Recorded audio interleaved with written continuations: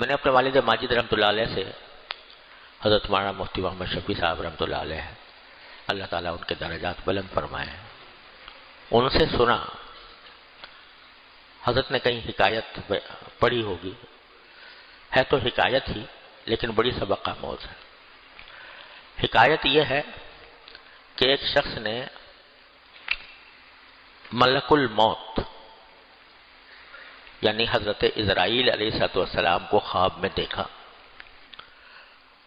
ملک الموت جن کو اللہ تعالیٰ نے انسانوں کی روح قبض کرنے کے لیے پیدا فرمایا ہے، اور یہی وہ خدمت انجام دیتے ہیں، اللہ تعالیٰ کے حکم سے لوگوں کی روحیں قبض کرتے ہیں، جس کا حکم ہو جاتا ہے کہ وہ جاؤ قبض کر لو، روح قبض کرنے کے لیے پہنچ جاتے ہیں۔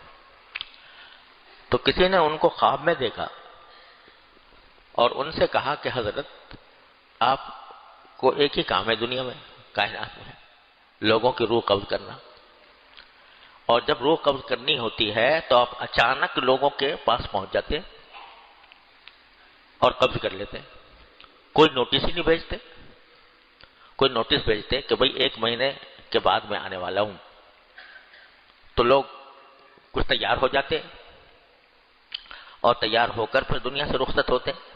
آپ تو اچانک جب آپ پہنچتے ہیں اور جا کر لوگوں سے کہتے ہیں کہ بھئی مجھے حکم ملا ہے تمہاری روح قبض کرنے کا، قبض کر کے چلے جاتے ہیں۔ تو کچھ خدا کے لیے نوٹس تو بھیجا کریں تاکہ آدمی جو ہے وہ کچھ تیاری کر لے کہ میں مرنے والا ہوں۔ تو حضرت جبریل علیہ السلام، حضرت اسرائیل علیہ السلام نے جواب میں کہا کہ ارے بھائی میں تو اتنے نوٹس بھیجتا ہوں، اتنے نوٹس بھیجتا ہوں کہ جتنا کوئی نہیں بھیجتا ہوگا، لیکن میں کیا کروں، کوئی نوٹس پر کان ہی نہیں دھرتا۔ انہوں نے کہا کب بھیجتے ہیں؟ کہا کہ جب تمہیں بخار آتا ہے تو میرا نوٹس ہوتا ہے، تمہیں کوئی بیماری لاحق ہوتی ہے میرا نوٹس ہوتا ہے، جب تمہاری عمر 60 سے اوپر پہنچ جاتی ہے میرا نوٹس ہوتا ہے، تمہارے جب پوتے پیدا ہو جاتے ہیں میرا نوٹس ہوتا ہے، تمہارے بال سفید ہو جاتے ہیں میرا نوٹس ہوتا ہے۔ ہر موقع پر میں تم کو نوٹس بھیجتا ہوں کہ اب تمہارا وقت قریب آ رہا ہے، تو لیکن میں کیا کروں کہ تم نوٹس لیتے ہی نہیں ہو، تم اس کے اوپر عمل کرتے ہی نہیں ہو، یہ سمجھتے ہو کہ بس ساری زندگی ایسے ہی رہنی ہے۔ تو میرے نوٹس تو بہت ہوتے ہیں، اور اسی بات کا ذکر قرآن کریم میں بڑی خوبصورت انداز میں اللہ تعالیٰ نے فرمایا کہ جب اللہ بچائے جہنمی لوگ اللہ تعالیٰ سے یہ کہیں گے کہ یا اللہ زندگی تو ایسے گزر گئی، لیکن ایک مرتبہ مجھے ہمیں واپس دنیا میں جانے دیجئے، پھر دیکھیے ہم کیسے متقی پرہیزگار بنتے ہیں، اب تو ویسے ہی ہم نے غفلت میں گزار دی، ایک مرتبہ واپس جانے دیجئے۔ تو واپس جا کر ہم یقیناً اب ہم بڑے پرہیزگار ہو جائیں گے، گناہوں سے بچیں گے، آپ کے حکم کی تعمیل کریں گے، زندگی بالکل بدلی ہوئی ہوگی، ایک مرتبہ بیٹھ کے تجربہ کر لیجیے۔ تو قرآن کریم اس کے جواب میں فرماتا ہے اولم نعمرکم ما یتذکر فیہ من تذکر، ارے بندہ خدا کیا ہم نے تمہیں اتنی عمر نہیں دی تھی، اتنی عمر کہ ما یتذکر فیہ من تذکر، جس میں کوئی اگر نصیحت حاصل کرنے والا ہوتا تو نصیحت حاصل کر لیتا۔ ارے بھائی 50 سال، 60 سال، 70 سال، 80 سال تمہیں عمر دی تھی، اور یہ اتنی عمر ہے کہ اس میں اگر کوئی شخص ٹھیک ہونا چاہے تو اس کے لیے بالکل کافی تھی، ٹھیک ہونے کے لیے کوئی لمبے چوڑے کام کی ضرورت نہیں، توبہ کرے اپنی سابق زندگی سے، جس وقت توبہ کر لے گا اور اللہ تعالیٰ کے حضور رجوع کر لے گا اسی وقت وہ ٹھیک ہو گیا۔ تو اتنی بڑی طویل عمر میں کوئی بھی وقت جو انسان اپنی اصلاح کے لیے خرچ کر لے، توبہ کرنے کے لیے خرچ کر لے، ایک لمحے کے اندر ٹھیک ہو سکتا ہے۔ تو اگر فرض کرو کسی کی عمر 60 سال ہوئی، 70 سال ہوئی، کتنے دن آئے اس میں، کتنے دنوں میں کتنے گھنٹے آئے، کتنے گھنٹوں میں کتنے منٹ آئے، کتنے منٹوں میں کتنے سیکنڈ آئے، 1 منٹ کا کام تم نے نہیں کیا۔ 1 منٹ کا کام کیا تھا؟ اے اللہ مجھ میں اپنے ساری زندگی میں جو کچھ مجھ سے گناہ ہوئے اے اللہ اپنے فضل و کرم سے مجھے معاف کر دے، اب جو کچھ بھی وقت گزرے گا انشاءاللہ آپ کی رضا کے مطابق گزرے گا۔ 1 منٹ سے بھی کم کا کام ہے، یہ نہیں کیا تم نے۔ اور اگر کبھی غلطی ہو جائے تو توبہ کا دروازہ کھلا ہوا تھا ہر وقت، جب چاہتے تو تم توبہ کر کے استغفار کر کے اپنے گناہوں کو مٹا سکتے تھے۔ اتنی لمبی تمہیں عمر دی تھی۔ اولم نعمرکم ما یتذکر فیہ من تذکر، کیا ہم نے تمہیں اتنی عمر نہیں دی تھی جس میں نصیحت حاصل کرنے والا اگر چاہتا تو نصیحت حاصل کر لیتا؟ ایک تو یہ بات، اتنی لمبی عمر دی تھی۔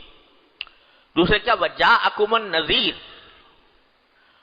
اور اس عمر میں بھی تمہارے پاس آگاہ کرنے والے، خبردار کرنے والے، ڈرانے والے آتے رہے۔ یعنی یہ بھی نہیں کہ تمہیں خالی چھوڑ دیا گیا ہو، تمہیں ڈرانے والے آتے رہے، تمہیں آگاہ کرنے والے آتے رہے۔ سب سے بڑے آگاہ کرنے والے کون؟ حضرات انبیاء کرام علیہم الصلوۃ والسلام۔ تو وہ ڈراتے تھے، بتاتے تھے کہ بھائی غفلت میں زندگی نہ گزارو، اللہ تعالیٰ کی احکام کی اطاعت کرو، وہ آتے تھے۔ انبیاء کرام کے بعد اللہ تعالیٰ نے انبیاء کرام کے وارثین بھیجے، صحابہ کرام، ساری زندگی ان کی اس کام میں صرف ہوئی، تابعین، تبع تابعین، پھر ان کے بھی وارث علماء کرام، اولیاء اعظام، بزرگ، داعی، مصلح، کوئی زمانہ ان سے خالی نہیں رہا، جو پکارتے رہے، دعوت دیتے رہے کہ اپنی زندگی کے لمحات کو غنیمت سمجھو اور غنیمت سمجھ کر اس کا ایک ایک لمحہ اپنے اللہ تعالیٰ کی رضا میں خرچ کرنے کی کوشش کرو۔ یہ سب آتے رہے، لمبی عمر ملی اور تمہیں آگاہ کرنے والے بھی آتے رہے۔ اس کے بعد پھر اب تمہارے پاس کیا حجت باقی ہے؟ ساری حجت ہم نے تمام کر دی۔ اور یہ جو فرمایا کہ ڈرانے والے آتے رہے، اس کے ایک معنی تو یہ ہے جو میں نے ابھی عرض کی ہے، انبیاء کرام آئے، انبیاء کرام کے وارثین آئے، اللہ والے آئے، دین کے داعی آئے، اور وہ ڈراتے رہے، آگاہ کرتے رہے۔ اس کی اور تفسیر بھی ہے۔ بعض حضرات مفسرین نے فرمایا کہ جو نذیر فرمایا کہ اللہ تعالیٰ نے تمہارے پاس بھیجا تھا ڈرانے والا، تو ڈرانے والے سے کیا مراد ہے؟ تو بعض حضرات مفسرین نے فرمایا کہ سفید بال، جب آدمی کے سر میں، داڑھی میں سفید بال آ جائے تو یہ سفید بال کیا ہے؟ یہ ڈرانے والا ہے کہ تمہارا وقت قریب آنے والا ہے۔ اور دوسرا ڈرانے والا کیا ہے؟ کہتے ہیں کہ پوتا، جب کسی کا پوتا پیدا ہو جائے تو یہ پوتا بھی ڈرانے والا ہے۔ کیا ڈرانے والا ہے؟ کہ اب یہ پوتا زبان حال سے کہہ رہا ہے کہ بڑے میاں تمہارا وقت ختم ہوا، اب ہم آنے والے ہیں، ہمارے لیے جگہ خالی کرو۔